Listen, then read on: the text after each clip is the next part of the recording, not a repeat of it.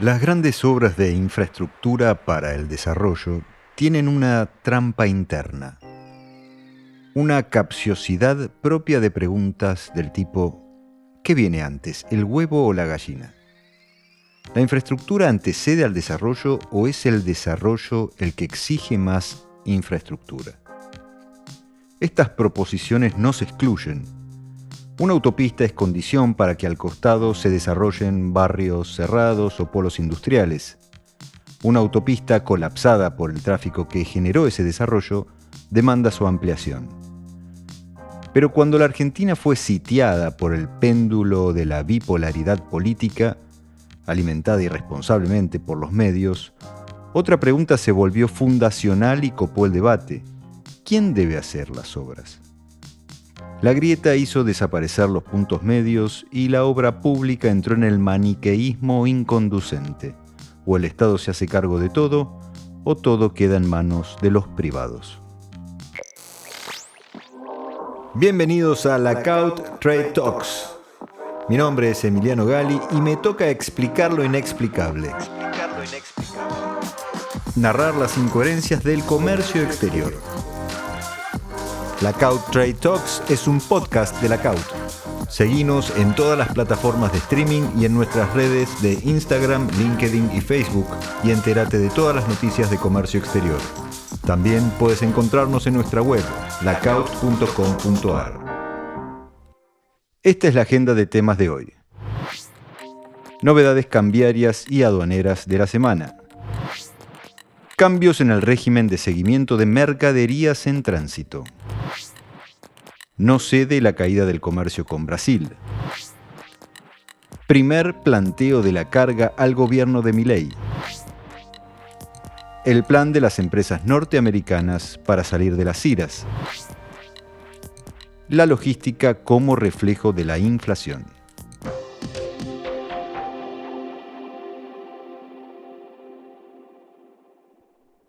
Novedades cambiarias y aduaneras de la semana.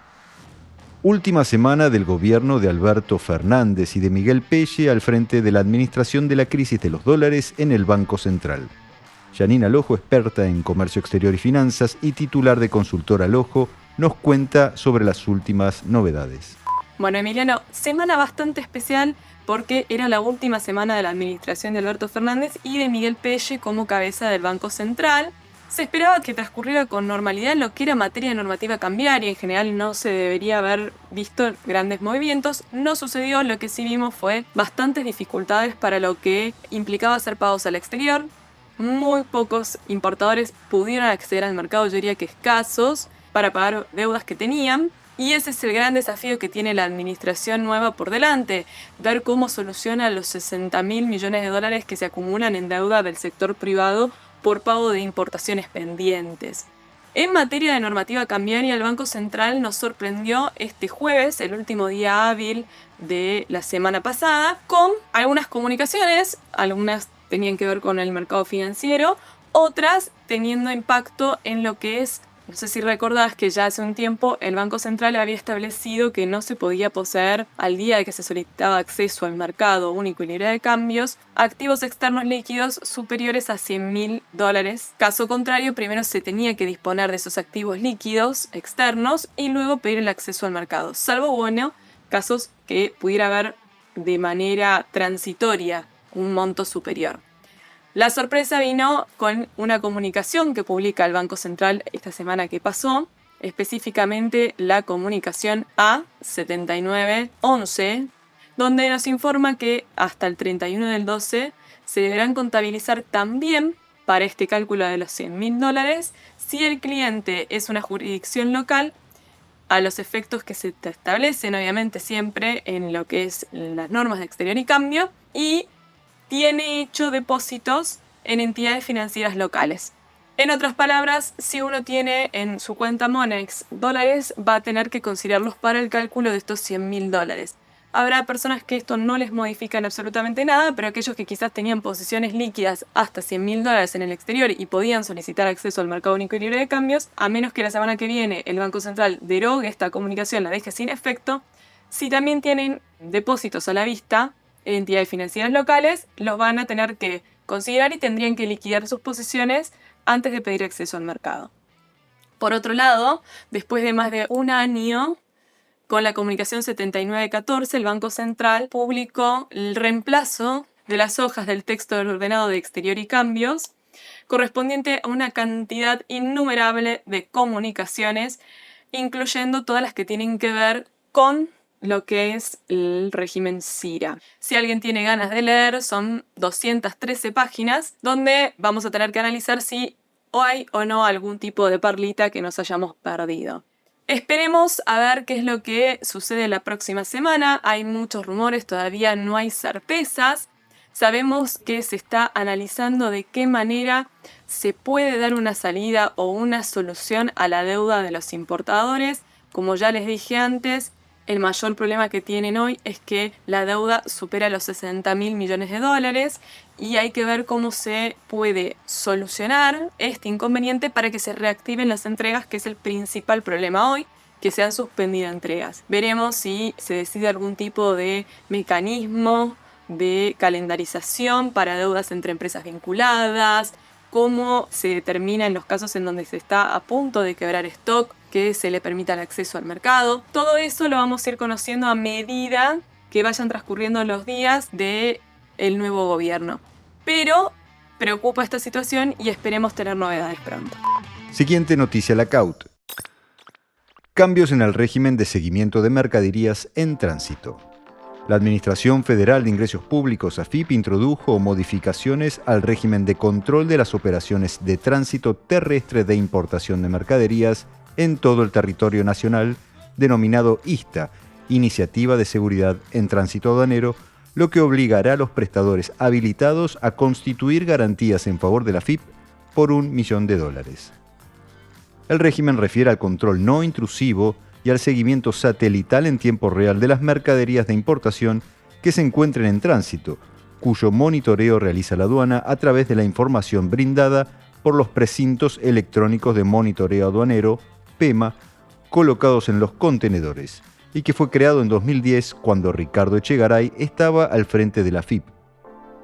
A través de la Resolución General 5451 y a partir de la experiencia recogida, la AFIP y la aduana consideraron necesario adecuar las exigencias requeridas a fin de establecer un criterio estandarizado de seguridad de los datos que son reportados por los dispositivos y utilizados para las tareas de monitoreo y control, así como modificar también los requisitos tanto para el registro de los prestadores ISTA como para el empadronamiento de los dispositivos PEMA.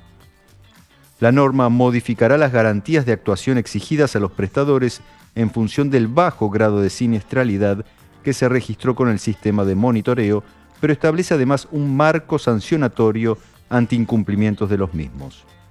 En relación con las garantías ante incumplimientos, además de los vehículos afectados, la norma establece que los prestadores deberán constituir garantías de actuación a satisfacción de esta Administración Federal. Ante un siniestro se ejecutará primero la garantía del prestadorista y luego la ejecución sobre el transportista. Asimismo, será la AFIP Aduana la que indicará a cada prestador qué tipo de dispositivo PEMA deberá utilizar en función de la operación, medio de transporte y zona geográfica. La Dirección de Reingeniería de Procesos Aduaneros, a cargo de Maximiliano Luengo, estará a cargo del análisis de los dispositivos, su control de calidad y la certificación de la readecuación de los PEMA si fuera necesario. En rigor, cada año se deberá revalidar el cumplimiento de los requisitos para la habilitación de los PEMA y del prestadorista propiamente dicho. Por último, dentro de los 15 días de entrada en vigencia de la resolución, los prestadores ISTA habilitados deberán constituir garantías de actuación ante la AFIP por $1 millón. Siguiente noticia, la CAUT. No cede la caída del comercio con Brasil. El comercio bilateral entre la Argentina y Brasil cayó un 21% en noviembre respecto del mismo mes de 2022 y un 18% en relación con octubre. Las importaciones desde Brasil se desplomaron más de un 22% y las ventas al principal socio de la Argentina cayeron un 13%, sembrando de dudas el panorama comercial exterior del país, habida cuenta de la profunda historia de integración entre ambos mercados. De acuerdo con las estadísticas difundidas por el gobierno de Brasil, la Argentina tuvo la menor participación en las exportaciones brasileñas en noviembre, marcando el punto más bajo desde 1997. Argentina y Brasil, en tanto miembros fundacionales del Mercosur, tienen un comercio liberado en aranceles al tiempo que mantienen elevados aranceles a las importaciones extrazona. Aún así, la Argentina cayó al cuarto lugar como cliente de las ventas brasileñas, luego de ser el tercer cliente de Brasil desde 2011. Y para dimensionarlo todavía más, en noviembre solo el 3,5% de las exportaciones de Brasil se dirigieron a la Argentina, constituyendo así el piso absoluto. Los Países Bajos, con quien Brasil no tiene acuerdo comercial, importaron más del 5% de todo lo que vendió Brasil el mes pasado. Siguiente noticia, la CAUT. Primer planteo de la carga al gobierno de Milei. Antes de que asuma el gobierno de Javier Milei, tendrá ya un expediente por contestar en materia de comercio exterior vinculado al aumento en los costos logísticos en el puerto de Buenos Aires y a la necesidad de mejoras en la hidrovía, en tanto vectores de la competitividad del comercio exterior argentino. El planteo fue encabezado por todas las entidades que representan a los cargadores, es decir, empresas que importan y exportan regularmente, y lleva la firma del Consejo de Cargadores, integrado por la Unión Industrial y la Cámara Argentina de Comercio, y las cámaras de importadores y exportadores de la República Argentina, CIRA y CERA, respectivamente. Las cámaras reclaman por los costos operativos en el puerto de Buenos Aires, que sienten que no responden a la realidad del desplazamiento de volúmenes y servicios a otros puertos regionales. Asimismo, resaltaron la urgencia de tomar conocimiento y rever las prórrogas extendidas por 3 años a las 2 empresas concesionarias del puerto de Buenos Aires sin mediar licitación o audiencia pública.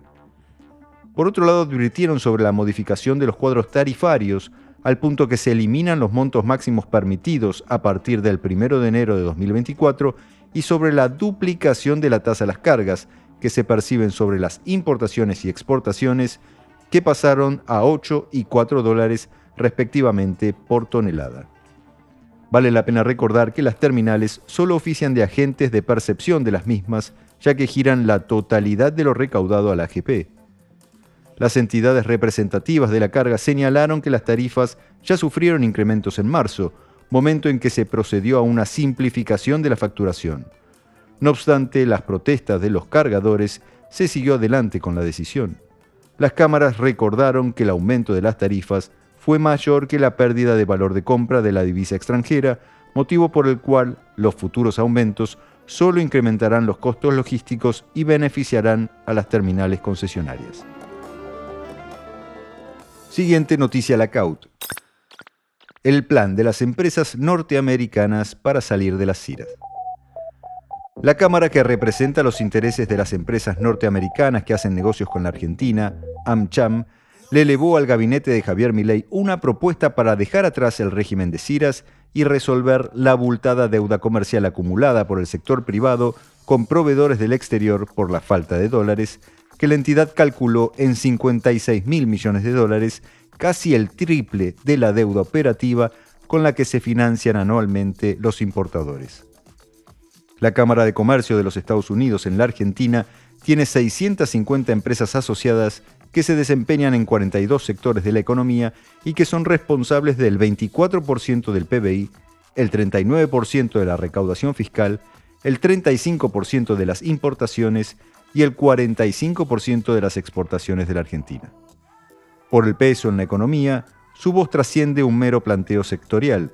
En tal sentido, plantearon que la importación de insumos se encuentra en una posición crítica debido al agotamiento de créditos con proveedores del exterior que derivó en la cancelación de entregas, así como también costos de logística, almacenaje y aduaneros absolutamente innecesarios, ineficiencias en los procesos de importación, costos financieros por utilización de mecanismos de pagos alternativos, paralizaciones de plantas por falta de insumos productivos, desabastecimiento de productos y pérdida de empleabilidad, entre otros puntos.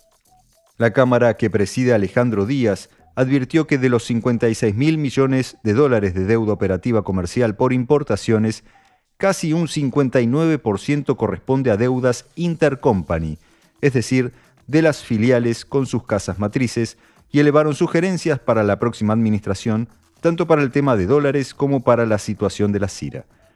En relación con los dólares, propusieron garantizar el pago de las deudas que a futuro se generen por importaciones, o sea, el flujo operativo, permitirles a los importadores o bien acceder al MULC o bien a los dólares financieros para el stock de deudas, con posibilidad de alternar entre los distintos tipos de cambio sin limitación alguna. Si no hay dólares, por falta de reservas, permitirles a las empresas gestionar su cancelación futura mediante el acuerdo de un sendero de pago creíble, confiable, comprometido y finalmente respetado. En relación con las CIRAs, señalaron que el proceso está minado por la intervención de numerosos organismos en las aprobaciones, que además no solo son difíciles de conseguir, sino que tampoco se conocen bien los criterios de aceptación o de rechazo. En tal sentido, sugirieron eliminar este mecanismo de aprobación burocrático y que sea solo un sistema informativo para que el Estado conozca las necesidades reales de dólares actuales y futuras.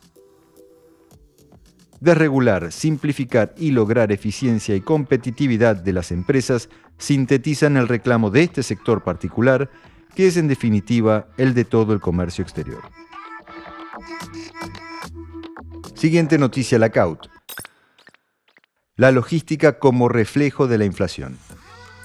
Tras una desaceleración en octubre, los costos logísticos volvieron a incrementarse en 2 dígitos, aunque sin superar los máximos registrados en agosto, informó la Cámara Empresaria de Operadores Logísticos, que mensualmente comunica las variaciones de todos los costos logísticos, a excepción, precisamente, de las improductividades que suelen generarse por causas externas a los operadores. En su informe mensual, CEDOL señaló que en noviembre las subas fueron generalizadas, destacándose el impacto del segundo tramo de las paritarias, que fue del 18% sobre los salarios de agosto. Otros componentes vinculados a las operaciones de almacenaje también sufrieron aumentos, incluyendo alquileres, material de envoltorio y embalaje y seguridad de edificios, este último determinado por las paritarias del personal de seguridad. El economista Juan Pichirilo, integrante de los equipos técnicos de CEDOL, nos brindó contexto en relación con la evolución de los costos logísticos del año. El sector no escapa a la dinámica general de la economía argentina en cuanto a los efectos de la inflación. En los últimos 12 meses tuvimos un aumento acumulado por encima del 180% en los costos logísticos con transporte. Y el cierre de 2023 va a depender enteramente de lo que suceda en lo que queda del mes con los precios de los insumos. Y en ese sentido, nunca está de más recordar que el sector no es formador de precios, sino que los aumentos de los índices vienen dados por los aumentos en los insumos requeridos para prestar los servicios, y que si bien no sabemos lo que va a pasar a lo largo de este mes, sí podemos afirmar que si hay una variación del tipo de cambio oficial va a afectar a los costos, y lo mismo si hay un aumento del combustible o de cualquier otro de los insumos requeridos, ya sea para las operaciones de transporte o para las operaciones de almacenamiento. De esta manera, en el acumulado de 11 meses a noviembre de 2023, la inflación de los costos logísticos y del transporte supera ya el 170% y resta sumar la actividad de diciembre, un mes movido para las operaciones.